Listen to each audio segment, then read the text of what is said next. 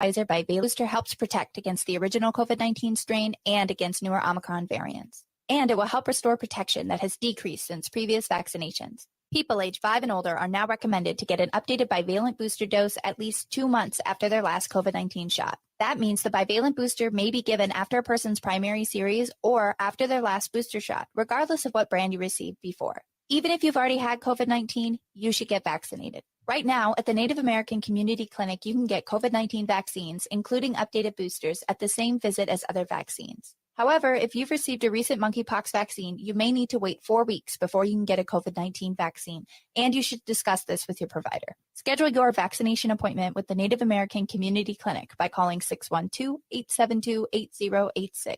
Health insurance that fits my budget? I'm covered. I needed health coverage I could count on and afford.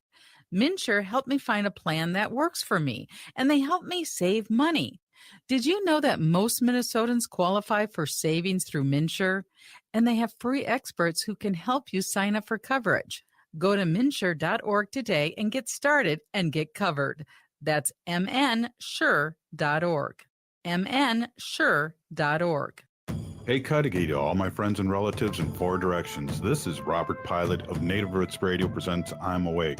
I'm here to ask you for your support. Finding honest Native-centered news is not easy.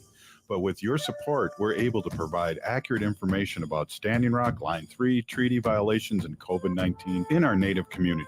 Please visit Native Roots Radio Network on Patreon and donate if you can. That's Native Roots Radio Network on Patreon. Pinigigi, and thank you for your support. Minnesota has the only original wolf population in the continental United States, and 80% of Minnesotans believe the wolf should be protected. Howling for Wolves is asking Minnesotans to respect our true wildlife manager, the wolf. Their survival is critical to our ecosystems, our communities, and even our economy. As highly intelligent animals with strong social bonds, Minnesota wolves deserve to be protected and admired. Learn more at howlingforwolves.org. Let's live and let howl. With your AM 950 weather, I'm Patrick Lulia. There is a winter weather advisory in effect. Rain and snow overnight with a low of 32, then rain and snow on Wednesday with a high of 37. Crooners Supper Club has the hottest concerts to heat up these cold nights. Crooners is located just north of I-694 off Highway 65 in Fridley. See the concert schedule and the dinner menus at croonersmn.com. Portions of Native Roots Radio may be pre-recorded. It's a good day to be Indigenous. Get up, stand up. They are going to become more brutal. Couldn't cut, hitting cut again. Because all the hippies were trying to be Indians anyway. They're going to become more repressive because it's a matter of dollars and their illusionary concepts of power. Hey, Victor. We must live in balance with the earth. And also with recent happenings at Wounded Knee. I am awake. Welcome to Native Roots Radio presents I'm Awake, and I'm your host, Wakanja Hade. Hey, Cudahy to all my friends and relatives out there in 4 directions. You are listening to Native Roots Radio presents I'm Awake, and I'm your host, Robert Pilot. And we discuss local and national Native news and events. And as you know, Native issues are human issues, and human issues are Native issues. This portion of the show is brought to you by MN350, a grassroots organization fighting for climate justice. Hey, Wendy, I just got another quick message, too, to throw out there that I want to just let everyone know to join us for the Winter Resource Wonderland. Stay warm and healthy. It's Thursday, December 15th from 4 to 8 at the Dayton's Bluff Elementary School. And that's 262 Bates Avenue in St. Paul, and a free $50 gift card, free COVID shots, boosters, and flu shots. And we know all about that, don't we? And definitely. And free youth coats, boots, and free swag walk-ins. That's sponsored by the Interfaith Action Group. And so we're really excited that they're stepping up in this time of the year, Wendy. Yeah, and I hope everybody who needs a flu shot and their bivalent booster or another booster goes and takes advantage of this. Exactly. Hey, we discussed local and national news here, Wendy, and we talk about news, and Ogama brings out news that you don't hear anywhere else. So why don't we jump into that right now? Bonjour, Anin relatives. This is Ogama Ganumakwe with some news here on Native Roots Radio presents I'm Awake. You know, I'm pre-recorded today because we have this massive snowstorm that's coming into Minnesota, although it hit the western and Midwest portion of the states, the United States, that is, on Monday. So about Montana all the way down into western Nebraska and Colorado was under blizzard warnings on Monday, yesterday, and the National Weather Service said that there's as much as 2 feet of snow possible in areas of South Dakota and northwestern Nebraska, but ice and sleet are expected across the Great Plains. The National Weather Service warns there's going to be numerous widespread impactful weather hazards in the heart of the country this week.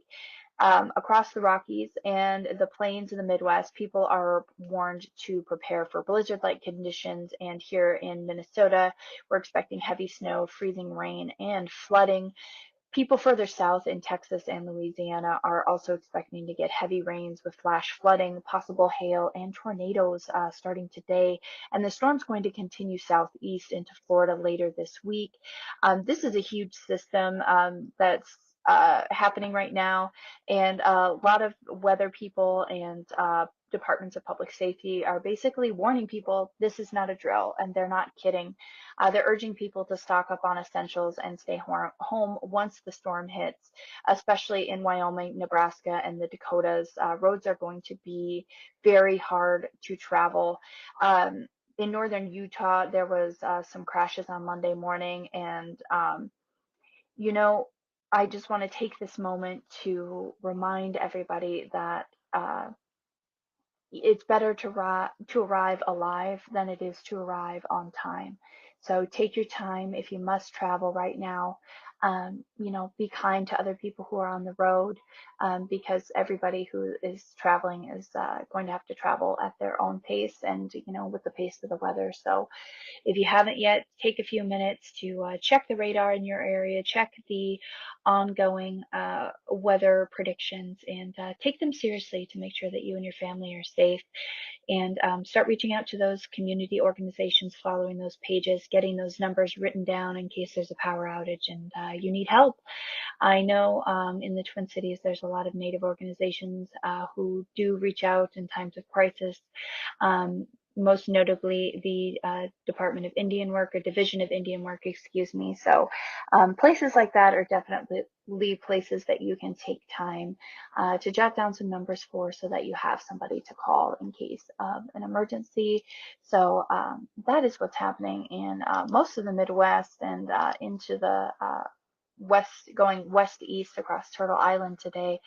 On the East Coast, the Mashpee Wampanoag Tribal Chairman Brian Whedon is now facing criminal charges for allegedly breaking and entering into a local museum and stealing 4 Wampanoag cultural items back on November 7th.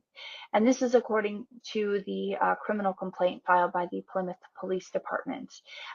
Native News Online did a really great article on this. The cultural items that Chairman Whedon is accused of stealing are valued at about $10,000 and have been returned to the Plymouth Patuxet museums.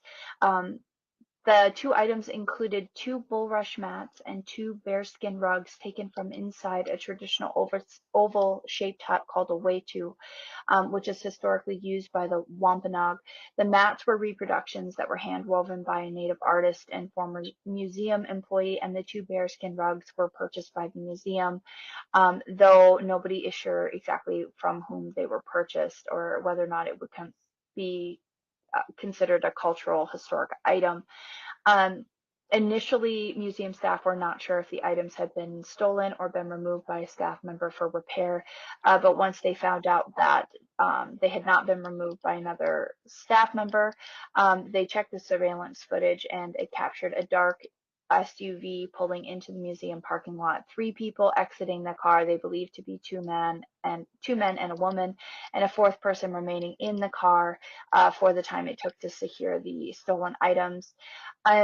The Mashpee Wampanoag people and the Plymouth museums do have a long-standing relationship, but in July of this year, local tribal members had boycotted the museum for slowly disassembling its commitment to an accurate historical telling. Former museum employees and tribal members told local media that at the time the museum was underfunding the Native portion of its exhibit and letting go of longtime Wampanoag staff, and even swapping out the word Wampanoag for much of its programming in favor of the more general Indigenous description. So it seems that there's been some tension there since this museum had opened. This is kind of an ongoing story as of right now. The chairman has not commented on this. Chairman Brian Whedon of the Mashpee Wampanoag Nation has not commented on it, and other tribal council members have said that they intend to handle the matter internally, and they basically consider it a personal matter and refer all comments to Brian Whedon, who has, again, not made comments. So interesting case over there. I'm not sure what would be the drive, to steal those items, or why that would be, necessary if they have an ongoing relationship. But I do know that many Native people feel very strongly about their items being in museums, so that is definitely something we'll kind of keep an eye on and follow as time goes on. As we come into the Christmas season, I just want to remind everybody to shop Indigenous directly from your local Indigenous people. A great place to do that is the Native Roots Trading Post. But exciting news out of ICT: a artist, Elias Jade Not Afraid, who's Crow, was asked to work with Manitoba, which is a Native-owned shoe company, to design some boots for sale with the company. And in October, Manitoba launched those 5 boots designed by Not Afraid, but on November 12th, some of those styles are actually going to be at Nordstrom, which is really, really exciting. Some Native dancers and drum groups have performed at certain Nordstrom stores in the US and Canada to celebrate the collaboration, and that is so exciting to see Native things being mainstreamed. The boots are called the Reflections Genuine Shearling Water Resistant Booty and are made with leather and shearling and have a rubber sole, and they retail for $165. You can go to Nordstrom.com and take a look at those if you're interested, or again, you can take that time to buy directly from Native artists, although this collaboration does seem to be done well. Native artists in your local community do need your support, and your family and friends would be elated to get some directly made Native items. So make sure you check out Native Roots Trading Post in downtown Minneapolis at the Dayton's building, as well as reach out to your friends on Instagram, on social media, on Facebook, and ask where they get their Native things from before you go out and buy something appropriated from the store. So back to you, Robert. This has been the news with Native Roots Radio presents I'm Awake, and this is Ogama Giniwikwe. Hey, Pinigigi Ogama. Up next, Nancy Beaulieu of Bemidji 350. Stay with us. Hey, Ogama, I've been hearing a lot about this term, climate justice. What is that? Climate justice is recognizing that the negative impacts of climate change don't affect all people equally. It also means transitioning from a fossil fuel-based economy to a more sustainable future. MN350 is one of the groups that's pushing for this transition to protect our futures. You can even get involved too. That's great, especially since I'm concerned about pipeline projects like Line 3. How can I help MN350? Just find them on Facebook or visit mn350.org. Stay warm and healthy this winter with Interfaith Action of Greater St. Paul's Department of Indian Work. Join them for a winter resource wonderland this Thursday from 4 to 8 p.m. at Dayton's Bluff Elementary in St. Paul. They'll have everything you need for a healthy winter, including free COVID and flu shots, free youth coats and boots, and free swag. Walk-ins are welcome. And there's $50 gift card incentives available as well. Again, that's this Thursday from 4 to 8 p.m. at Dayton's Bluff Elementary in St. Paul. Learn more at interfaithaction.org. That's interfaithaction.org. As we head towards colder weather, it's important to make sure you're up to date on vaccinations and protected from COVID-19. The Native American Community Clinic is now administering the updated Pfizer bivalent booster. The updated bivalent booster helps protect against the original COVID-19 strain and against newer Omicron variants. And it will help restore protection that has decreased since previous vaccinations. People age 5 and older are now recommended to get an updated bivalent booster dose at least 2 months after their last COVID-19 shot. That means the bivalent booster may be given after a person's primary series or after their last booster shot, regardless of what brand you received before. Even if you've already had COVID-19, you should get vaccinated. Right now, at the Native American Community Clinic, you can get COVID-19 vaccines, including updated boosters, at the same visit as other vaccines. However, if you've received a recent monkeypox vaccine, you may need to wait 4 weeks before you can get a COVID-19 vaccine, and you should discuss this with your provider. Schedule your vaccination appointment with the Native American Community Clinic by calling 612-872-8086. Hi, this is Representative Sharice Davids from Kansas. I'm Ho Chunk, and you're listening to Native Roots Radio. And we're back to Native Roots Radio presents I'm Awake, and this is Robert Pilot. This portion of the show is brought to you by MNsure. MNsure can help you find a plan that covers your prescriptions and save you money. Visit msure.org to get started. Hey, good read. Hey, we have Nancy Beaulieu on tonight, water protector, MN350, and treaty expert here. And we're just doing a check-in with Nancy. And welcome, Nancy Beaulieu. Well, bonjour. It's a pleasure to be here. And again, for those that don't know who I am the Northern organizer for Minnesota 350, who continuously supports the good work that we do here in Northern Minnesota. And I just want to kind of give a visual to some of our listeners out there, Robert.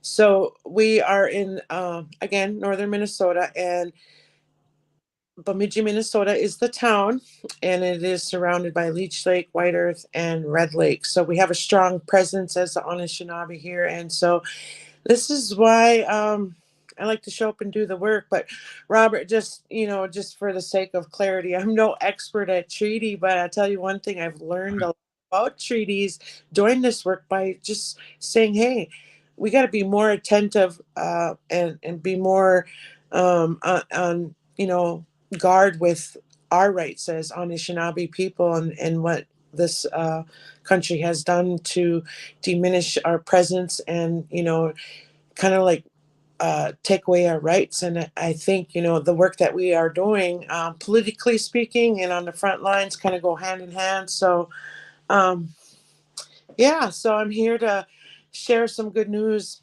Do you want to hear?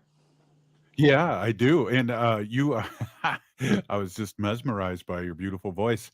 I was also saying that you're guiding us in Native Roots Radio really on top of treaties. And I want to just say, who Pini Gigi for that. That's, things that like that can fall through the cracks. And I think it's really something that's really important that we're all treaty people, and we need to talk about it. And it's the supreme law of the land.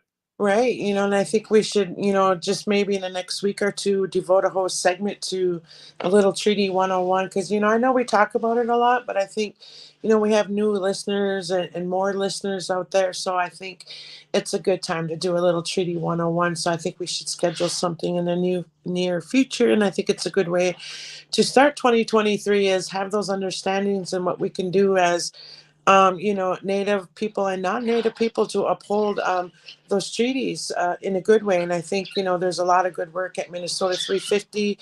And, even moving forward, I feel this positive energy, and especially in our presence as Anishinaabe people in the places that we continue to show up. And so what we did, I explained before how we became delegates to the DFL party because we felt that we, as the people, for the people, we needed a place at the table too, because more often than not, a lot of the elected officials kind of forget about us after, the elections are over. And so we felt, it was really up to us. And again, that's our original instructions as Anishinaabe. And these instructions come from our ancestors and our stories. So, being at Standing Rock really kind of opened my eye to what I need to do. And, my short time on this earth it's got to be worth something, Robert. And I think I found where I belong, and it gives me purpose and it gives me direction. And I feel honored that I could speak for our people, especially, with the boarding school era and stuff, our people have been taught not to speak. And so, I don't mind speaking for our people, or I hope to inspire others to say, if Nancy can do it, I can do it. Yeah, well, you're giving yourself not as much enough credit because I do believe you've brought in a lot of knowledge to our people, Wendy, and we've learned so much Tuesdays, and I know Tuesday is a very, very popular um, by people listening show, and it's because of you, Nance. Absolutely, Nancy. Oh, miigwech, it means a lot. It kind of, keeps me, fueled too to keep moving, because it can be challenging at times. But you know what? The wins and the community and just the connections and the progress, sometimes it's slow, but you know what? We're winning, and that's what counts. And so I really appreciate the support and people taking the time to listen to our Tuesday night show. And I kind of want to get back to the good news, though. Yes. Well, it's big news for me, good news for us here in northern Minnesota. But in the world of politics, sometimes you got to keep doing. And so I felt, because our people and the underserved communities, such as the Black, the Asian, there's even our white folks that are left behind because of classism. Well, we're the underrepresented people, and more often than not, when we see elections taking place or openings on boards and things like that, they like to make room for one of us to show up. And it was never done with good intention. And I get our relatives that stood up and ran for those positions, but more often than not, we were tokenized in a lot of bodies and on these boards. And I don't mean to throw anyone under the bus, but we were. And so kind of going into the DFL, I kind of felt some of that taking place. But at the same time, it was also up to us, as Native people, to do something different about that. So became a delegate and really got involved in and got to see what the landscape looked like and how we can best serve ourselves within these government bodies that were created to hold us back. So anyway, I decided that I could be director material, and I threw my name in the hat. And Whoa. yeah, so I was thinking for a minute, what am I thinking?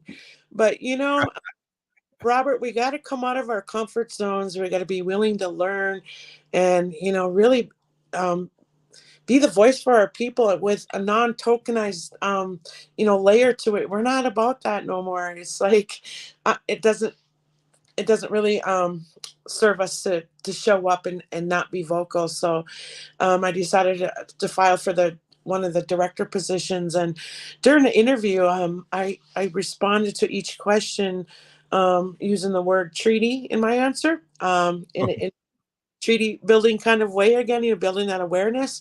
And I also was asked, do you identify as a DFLer? And I said, well, first and foremost, I identify as an Anishinaabe.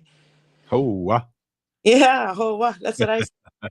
So anyways, I went on to mention that I'm here to be the voice of our people, and I really meant it. And I made it clear that I didn't want to be tokenized. Of course, Robert, if you know me well enough, I'd be the last person that get yeah. No, it doesn't work that way. So anyway, got through the first interview, and then I was recommended for nomination. So on Saturday, I went 2-minute speech, and again ended that with treaty. But also at the same time, here's what's really important: is I feel that the DFL party is no longer a party; it is a voting tool, and it fails to address the people and the issues, and it seems to focus more on the candidates and their campaign outcomes. Wow. And a lot of the times when they show up, when it's time to vote, midterms or general election, they come like 2 months before election, work really hard to get us in to vote, but they don't really care about us. So I think, midterms, when we were out door knocking on Leech Lake and in our Native communities in town, we leaned in and we talked and we had conversation, and we know that people care about the issues, but they don't know, anything about voting or how to show up. So that's another reason why I ran for director, so I could help our folks to show up and build our power. So we're gonna rock the boat, Robert. So we only got like a minute left, and I know you can only be on for a short time tonight. But do we call you Director Nancy Beaulieu, DFL Director Nancy Beaulieu? Is that your Oh, new name you now? laugh, Robert. No, I hate titles too. Throw that title away. Just give me a seat. So, no, you don't need to be director. I'm just, again, I'm here to be a voice for our people and help show our people the way. And 2024 is going to be here sooner than not. So I encourage our relatives and our allies to run for office. Learn how to be a delegate and hold space and be that voice that we need, because we need more people to speak out. And I think there's a lot of, strong people out there willing to do that. They just don't know how. So, Robert, we got a lot of good stuff coming between now and 2024. So I'm always happy to be here and share. And I look forward to a little Treaty 101 in the near future. Yeah, that sounds really good. Congratulations, Nancy. What an accomplishment. You're well-deserved. Yeah, Nancy got to get a new jacket, water protector director. We got it all going on here. Peeny Gigi, Nancy, for stopping in. I know you got to get going early, and we're going to have Nathan Wright, another water protector, on in Michigan next. Peeny Gigi, Nancy, you've been listening to Native Roots Radio Presents I'm Awake, and that was Nancy Beaulieu, director of the DFL here up in the deep north. Stay with us.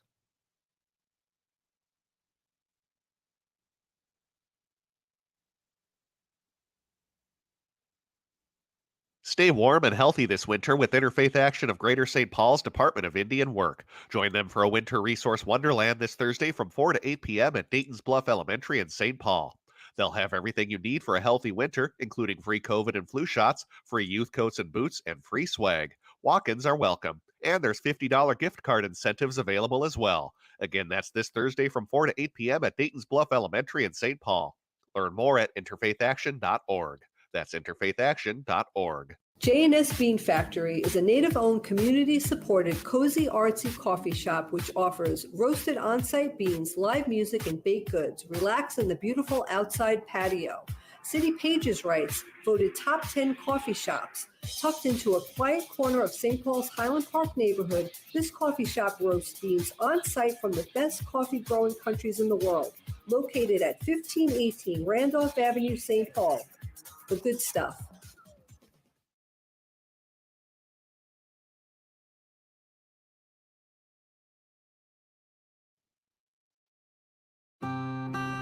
Find a wide selection of outdoor hearth products at Woodland Stoves and Fireplaces. Whether you prefer wood or gas, Woodland Stoves has the fire to fit your home. Pizza aficionados know nothing matches masonry oven baking for capturing flavor and nutrition. Woodland Stoves and Fireplaces can easily install one in your home or business. Enthusiasts use these ovens year-round for bread making, wood roasting, even grilling. The mission and passion of Woodland Stoves and Fireplaces is to make the fire work for you. The way humans relate to fire is primordial. We have used fire to warm our bodies, cook our meals, and kindle our spirits. Our team has the know-how to do this in a clean burning and environmentally smart way. Visit our store and experience the diversity. We have over 35 working units on display at the corner of Riverside and East Franklin. See us online at woodlandstoves.com. Find the fire that fits and works for you. Woodland Stoves and Fireplaces, out of the ordinary products and services since 1977. Would you let animals pick your insurance? Do you really need to experience mayhem to get the best rates? Or how about a celebrity quarterback or fake university saving you money? There's a lot of marketing stunts when it comes to insurance, but what you really need is someone looking out for you. Call Array Insurance, and they will work hard to find you the best insurance coverage and rates. To avoid gimmicks, call Cheryl at Array, 763-504-3067, or arrayinsurance.com. Array Insurance, working hard for you.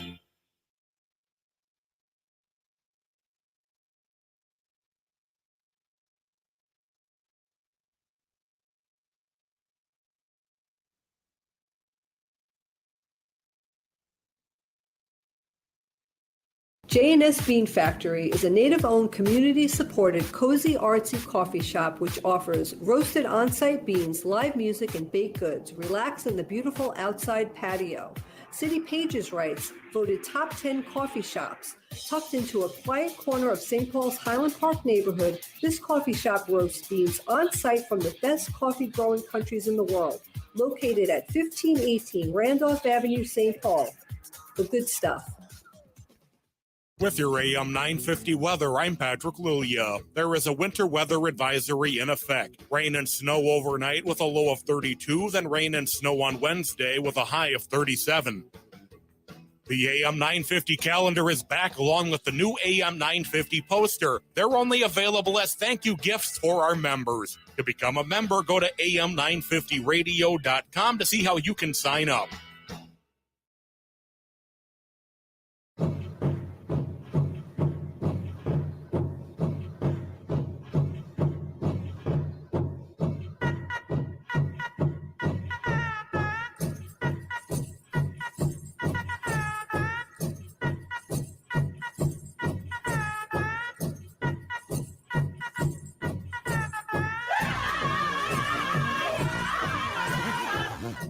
Welcome back to Native Roots Radio presents I'm Awake, and this is Robert Pilot. This portion of the show is brought to you by the Minnesota Indian Women's Sexual Assault Coalition. Hey, as we're waiting for our guest, Wendy, let's talk a little bit. Well, let's talk about a little bit about our life, because people love to hear about our life. But I have my left shoulder. What part of our life do you want to talk about? The good part. It's all good, Robert. Ooh, it's good all one, good. good one.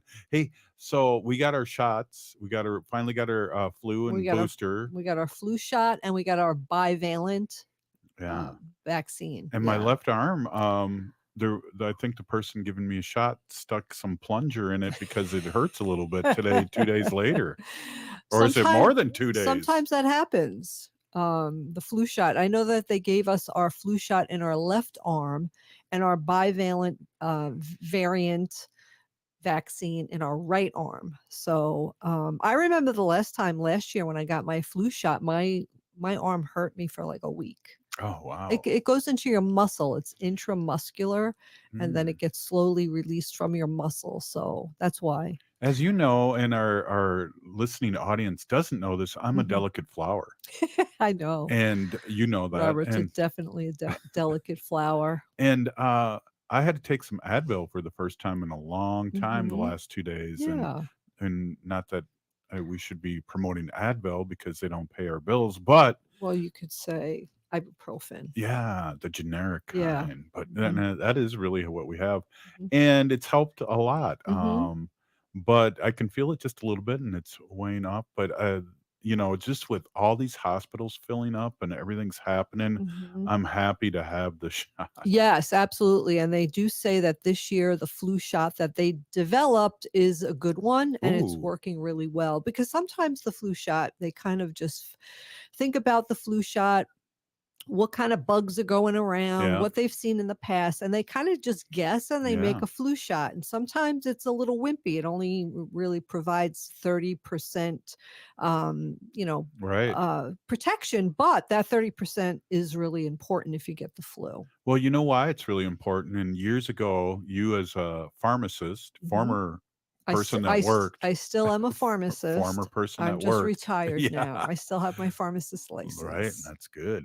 Just in case, right? Anyways, what you told me years ago, which really made sense, because I think I was kind of an anti-flu guy for a lot of years. A lot of people are. They don't want to get their flu shot for whatever reason. A lot of people think they may get the flu from the flu shot. But go ahead. Finish what you're saying. What you said, and Nathan has just showed up here, and so we'll wrap this up real quick. But what you said was that even if it doesn't protect you this season, you build up. Go ahead. You build up an immunity, and this year's flu shot might not help you, but it might help you for next year, or the year after that, or the year after that. So every year that you do get your flu shot, you're building up immunity from all the different types of flu variants that they're injecting you with. Right. And a lot of people think that when you get a vaccine and you feel sick, that you had a reaction to the vaccine, but that's not true. What you're having is an immune response. Your body is producing antibodies Oh, to fight off that new thing in the body that it sees. So that's what you're getting. You're having an immune response. You're not having a side effect. wow, it's too deep for me. Thank goodness that you're our house pharmacist here. And hey, we have Nathan Wright on, and Nathan, we've had on over the years here, and we wanted to touch base with Nathan because he's a water protector, big time water protector in Michigan, and he keeps his kind of eye on the prize here, what's going on here. And welcome, Nathan. Thanks for stopping in tonight. Thank you for having me, Robert. I Ethan is really on always mute. Oh, appreciate no, being there he on goes. here.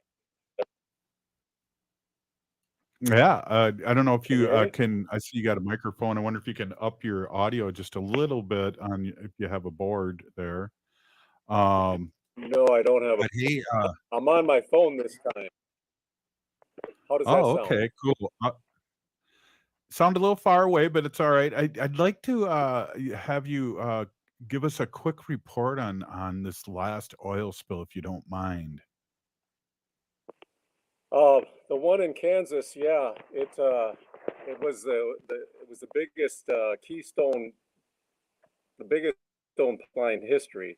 It happened in Kansas, and uh, whenever I see stuff like this, Robert, I start to think of how can we use this information to show people that might support the pipeline to convince them that the line 3 and 5 are not a good idea, because this is exactly what can happen. And at a time like this, when we're waiting in court for things to be decided with the fate of the tunnel and Enbridge, we could only, as water protectors, take a moment like this to reflect on, to really think about this. Well, if this happened, what happened in Washington County, Kansas, if this happened to us and we had, there's 588,000 gallons that were spilled into a creek, and the creek's just all black. Just Google it, you'll see all kinds of information about it. There's still some unanswered questions about how it started, where it started at, and it's just another example of how the oil pipeline industry, all the things they talk about, how safe it is, and something like this can never happen, or it's very minimal, but when it does happen, it's just an unbelievable thing.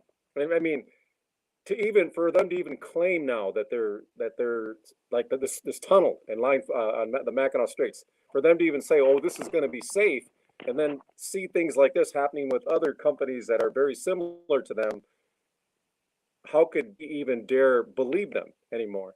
And this is a separate company, but aren't they connected somehow? I'm sure they are. Keystone Pipeline. But Right. anyways, it had me think about a few things regarding here at home in Michigan, what we can do to convince people that the shutting down the line 5 and line 3 is a good idea. Exactly. And Nathan, we talk about what you guys are dealing with, and it's slowed down a little bit. Let's get a little update what's happening in your neck of the woods too with this pipeline and tunnel. Sure. The last really big thing that we did was with the U.S. Army Corps of Engineers, and that was in September. And we had a lot of people come from Minnesota. Um, Sherry was there, and a lot of the aunties, and I love that group. They always come. They travel real far and come over and help us out. But there was a lot of people in attendance. Oil and Water Don't Mix. They had a couple buses there with people. It lasted until at 9 or 10 at night. It was really late. They gave opportunity to hear everyone speak. There were some people that were there that were in support of the pipeline, of course, and most of them were actually Enbridge employees, a typical scenario we commonly see as water protectors when we go to these events. But it was, I think it was well received. People made some good points. Um, One of the points I made was that, this is going to be tied up in court for years. and the pipeline's going to take years, or the tunnel's going to take years for them to build. And by that point in time, we're going to be near 2050, and that's when we're supposed to stop using fossil fuels. That's the climate accord agreement. We're supposed to stop using fossil fuels by then. So what's the point of even continuing this? And it's a weird time for us just to wait around. And so I've been focusing my time lately on why I am protecting the water by doing the things that I did. I wild riced right around that time period. And then, now we're into hunting season, and it gives us an opportunity to now reflect on why we do this, to go out into nature, to see how beautiful and pristine it is. And that's my inspiration for why I'm doing this as an Indigenous herbalist. And it's a good time for us to reflect. Yeah, we're in kind of a hanging time. There was, I don't know if you guys, if they mentioned this on your show already about the Montreal, the get together they had there. Did you guys hear about that at all? No, go ahead and okay. bring Well, it up. we had a couple people. We had a couple people that went there from local groups, and they it was basically a get together for the COP15. And it's to protect the different species of like plants and things that are endangered, and to also honor the earth. They also sent some people over there as well. I'm not seeing too much reports from people as to how it went, but on Saturday, basically this past Saturday, hundreds of them got together to do a protection movement for the environment and for endangered species and biodiversity. And I mean, Montreal is pretty far from here. I have a child, so I couldn't make it, but I'm reading about it now, and I'm wishing I could have made it. But I know some people from Honor the Earth came, so maybe rather say any more than that. I'm sure you'll have someone that went there that can actually speak a little bit better on it than I can. I'm just aware of it. I was invited, but I know the Mike Wiggins. He went there from. He's one of the chair people. I don't know if he's a chairman for Bad River, but he went there. It was a pretty good event for water protectors to attend, but unfortunately, it was so far away. Not many of us were able to do so. Hey, Nathan, we got a minute left. What I would really like you do is just give a shout out about your little business with your herbal remedies real quick before we let you go. Do you mind? Sure. No, not at all. Yeah, so I run a company called Herbal Lodge, and I've been doing that for quite some time now. This being Christmas time, I thought it would be a good time to maybe mention this. And this is one of the reasons why I do the water protection, because I harvest the ingredients in our salves from the nature. And I put down that tobacco whenever I do, and I make that prayer that I'm going to help protect the plants and trees. And one day I realized I really kind of wasn't doing that. So I got into the water protection and environment protection. But it's Herbal Lodge, and we have a pain relief salve, again, muscle pain, joint pain, arthritis, a dry skin salve, 18 different herbs, really excellent for cracked hands, cracked feet, chaga mushroom tea, and some other herbal teas. You can visit our website. It's www.herballodge.com, or just use any search engine, Herbal Lodge, HERBALLODGE. And if you use this coupon, I'm going to put it in right after this, NR15, NR for Native Roots, NR15, you'll receive 50% off on your first order. And happy holidays to all of you out there. Thanks for stopping in and good talking to you. And thanks for the update. This is Native Roots Radio presents I'm Awake. Stay with us. Hearing a lot about this term, climate justice. What is that? Climate justice is recognizing that the negative impacts of climate change don't affect all people equally. It also means transitioning from a fossil fuel-based economy to a more sustainable future. MN350 is one of the groups that's pushing for this transition to protect our futures. You can even get involved too. That's great, especially since I'm concerned about pipeline projects like Line 3. How can I help MN350? Just find them on Facebook or visit mn350.org. Minnesota has the only original wolf population in the continental United States, and 80% of Minnesotans believe the wolf should be protected. Howling for Wolves is asking Minnesotans to respect our true wildlife manager, the wolf. Their survival is critical to our ecosystems, our communities, and even our economy. As highly intelligent animals with strong social bonds, Minnesota wolves deserve to be protected and admired. Learn more at howlingforwolves.org. Let's live and let howl.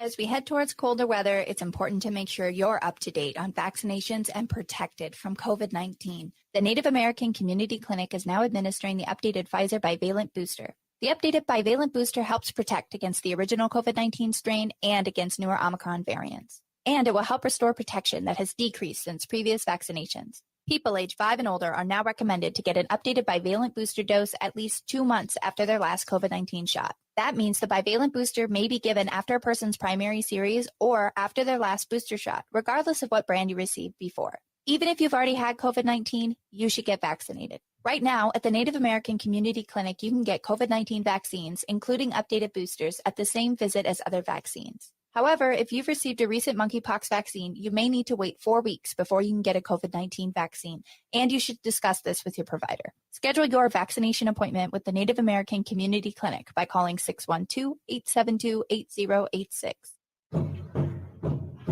This portion of the show is supported by Howling for Wolves. Please join Howling for Wolves on Wolf Day, Tuesday, February 7th, 2023 at the Minnesota State Capitol.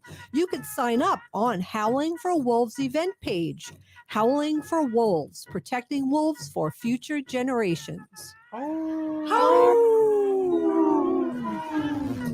Welcome back to Native Roots Radio Presents I'm Awake, and this is Robert Pilot.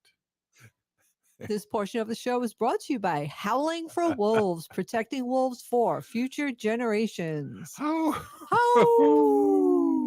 Hey, I want to introduce my awesome and beautiful wife, Wendy. Wendy has been an animal advocate for many years, and we discuss our sacred animals here in the last 6 years on Native Roots Radio. And welcome, Wendy, as always. Yes, thank you. It's always good to be here with you, Robert.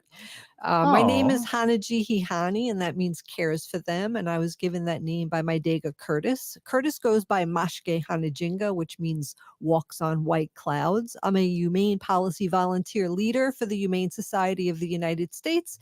And I work on animal issues at the local and state level. And it's always my pleasure to do that. And it's always my pleasure to come on and to talk about animal issues, because a lot of people may not know about what's going on with our sacred animals. Our relatives. That's right.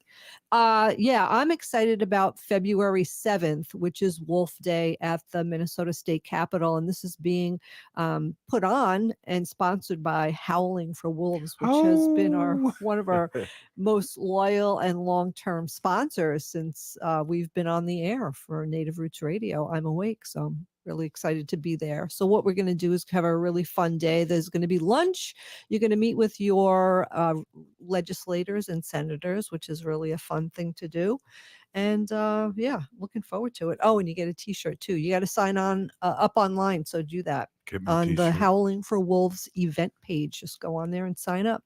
Give me a t-shirt. Get me a t-shirt. What I wanted to talk about, I think you already have a t-shirt, and I do too, but that's okay. They might have a new design out there now. You could add to your 600 t-shirts. Easy. That's one of our family secrets here. But I have some bad news to talk about, Robert. Yeah, this I news saw has that. been all over. So I'm reading from NBC News here. This is from yesterday, right? December 12th was yesterday. Yeah, I'm retired. I don't even know what day it is anymore.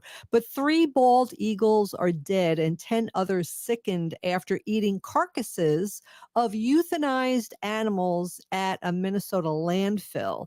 So veterinarians suspect that the eagles that died had eaten part of a carcass of an animal that had been euthanized with pentobarbital. Oh, Yeah, this is by the Associated Press, and this is dated December 12th, 2022. In Grove Heights, Minnesota, at least 13 bald eagles were likely poisoned by scavenging the carcasses of euthanized animals that were improperly dumped at a Minnesota landfill, and 3 of the majestic birds have died, which is really sad. The Minneapolis Star Tribune reports that state and federal wildlife officials are investigating after the eagles were found this month near the Pine Bend landfill in the Minneapolis suburb of Inver Grove Heights. Geez, and we've probably Yeah. seen those eagles on the river So when we're on our sad. boat, So right? yeah, 10 of the birds are in intensive care at the University of Minnesota Raptor Center. The center's executive director, Victoria Hall, said she is optimistic those birds will recover. Hall said when the eagles were found, some of them were lying motionless, face down in the snow, and Raptor Center workers weren't sure if they were still alive. Veterinarians suspect that the eagles that died had eaten part of a carcass of an animal that had been euthanized with pentobarbital, and investigators confirmed that some euthanized animals had been brought to the landfill on December 2nd. Hall said animals that have been chemically euthanized are supposed to be disposed of in such a manner that other animals can't scavenge on them. Of the 11 eagles that were brought to the Raptor Center, 3, also had lead poisoning. So 3 of them also had lead poisoning, and 1 eagle that was found to have bird flu died. 2 other eagles were found dead near the landfill. They have a fund. A fund has been set up to help pay for these eagles. You can find that on the NBC. But you know what, Robert? When I looked up. It just happened yesterday, but I really thought that maybe there'd be more updates about like where did these carcasses that were euthanized came from? What kind of animals were they? You know, was it a dog? Was it a cat euthanized? What is it, a horse? Like, what kind of animals were euthanized and dumped illegally in this landfill in Inver Grove Heights? So I have like so many questions, and I hope that there's an update. Right. But there's so many news organizations that are carrying this story because it's really horrific. USA Today, The Washington Post, CBS News, NBC. That's what I just read. Even Fox News. The Pioneer Press, New York Post, and so many others have this story. They wrote about this story because it's just so horrible. That's a lot of eagles. What do we do when we have our relatives euthanized over the years? We have them cremated. Right. And I wonder if that's a scam where they just dump these poor little relatives and gave them fake ashes. It's just my mind goes crazy, Wendy, and not in a good way. Yeah, there's a lot of unanswered questions. So hopefully the investigators who are working on this case will come up with the answers, and the people who did this, who put these animals who were euthanized in this landfill, will be prosecuted and punished. This is a really sad thing. And the other sad thing that I found in this article is that a couple of the eagles, even, they're suffering now from this pentobarbital from the euthanized animals. Plus they have lead poisoning. And we've talked about that for 6 years on Native Roots Radio about the lead shots and all the things that should be easily illegal in this state because you can do aluminum and all those other. You could hunt with other types of ammunition besides lead. So you shoot an animal, it's with a lead bullet. You may or may not kill the animal right there, right? So let's say you don't kill the animal's hit, the animal runs off elsewhere and dies. Right. So the lead poisoning goes into the body, and then animals come and scavenge that animal, especially raptor birds and all kinds of animals, and then they get lead poisoning.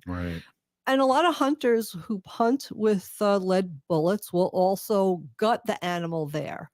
Right. So then the gutted pieces of animal that are there also have gut piles. That's what I couldn't remember the term, but they have these gut piles that have lead in them, and then the animals eat it and take the lead in their Yeah. bodies, and only a very small amount of lead can really be devastating to these We were animals. talking about a pin size, weren't we? Or Yeah, was it was it a like it's like really, really small, especially for like an eagle or an animal like that think size. about It's all really, those really small. think about all those years of fishing and lead Yep, sinkers and they that are still in the use lake. them though. They still use all those things. So yeah, I'm really hoping that there'll be an update on this story, and that the people, again, like I said, will be prosecuted for. I want to know what kind of animals they were. Like, Right. was it from the local dog and cat shelter that they, Right. euthanized dogs and cats? I What don't are know. the Was it a horse farm where they, euthanized the Right. horses and dumped them, or what kind of animal was it, and where did they come from? I want to know. Well, we'll look forward to your update on this Yeah, I'll and keep keep us checking. informed. Yeah, Mhm. Yeah, definitely. sad story. But if you want to give, they're taking donations, and you can go to the Minnesota Raptor Center, and I'm sure that they're taking donations there. Yeah, prayers to our relatives. I Mhm. know on our boat we've seen these eagles They're for beautiful. sure. Absolutely The ones that have passed beautiful. away. So Beautiful. hey, Peeny Gigi to Ogama with the news, Nancy Beaulieu, the director Nancy, and Nathan Wright. And Wendy, of course, thank you so much. We'll see you tomorrow. Free Leonard Peltier. Now. Jolly, and nothing makes me jollier than a clean home. If you just had Thanksgiving